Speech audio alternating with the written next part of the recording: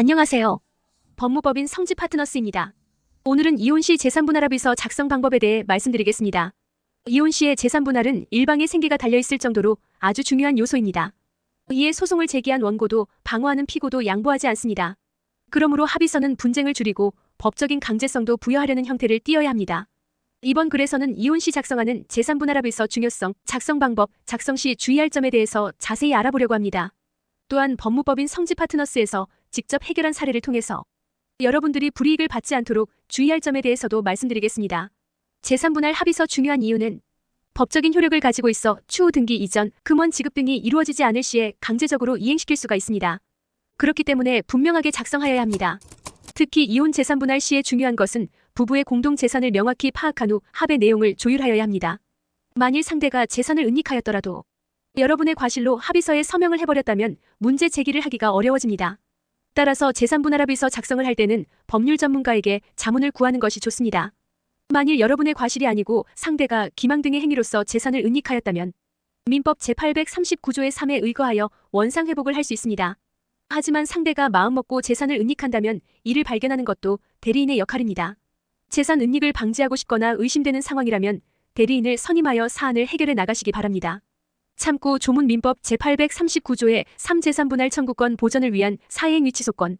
일부부의 일방이 다른 일방의 재산분할 청구권 행사를 해함을 알면서도 재산권을 목적으로 하는 법률 행위를 한 때에는 다른 일방은 제406조 제1항을 준용하여 그 취소 및 원상회복을 가정법원에 청구할 수 있다.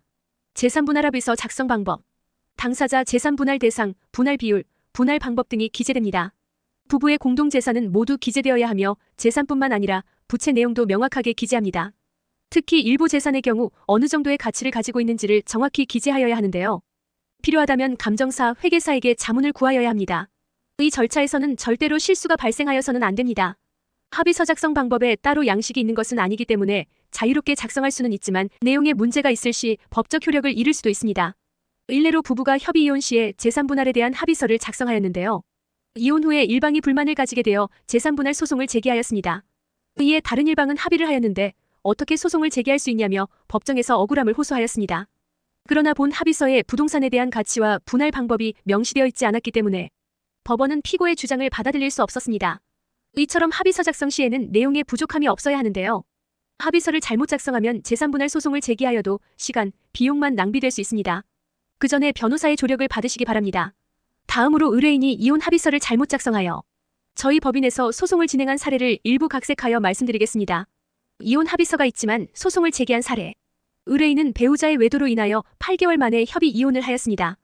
배우자가 부부가 거주하였던 아파트에 전세금을 주겠다고 약속하여 순순히 도장을 찍었습니다. 하지만 배우자는 의뢰인이 나간 후 상간녀를 끌어들여 동거 생활을 시작하여 의뢰인에게 큰 충격을 안겨주었습니다.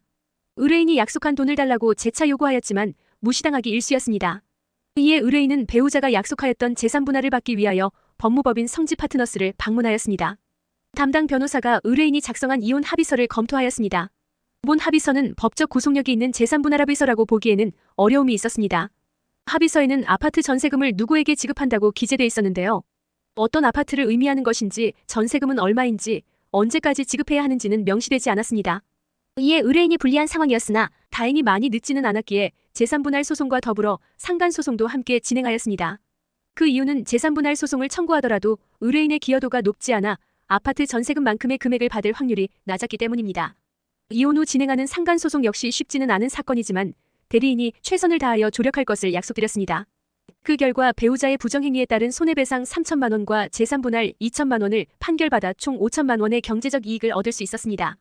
의뢰인은 합의서를 작성하기 이전에 변호사와 상의하였으면 어땠을까 하는 아쉬움이 남지만 그래도 승소하여서 다행이라며 웃으며 법정을 떠나셨습니다.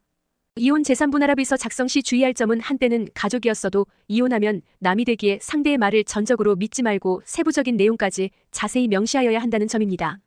평소에는 실수가 없었던 사람이라도 배우자와 이혼 시에는 이성적으로 사고하기가 힘들 수 있습니다. 그래서 합의서에 사인을 했으니 괜찮겠지라고 쉽게 믿어버리고 맙니다. 그러므로 서명 전에 변호사와 한 번이라도 상의를 한다면 경제적 미래를 안정적으로 지킬 수 있다는 점도 꼭 기억해 두시면 좋겠습니다. 이상 법무법인 성지 파트너스였습니다. 감사합니다.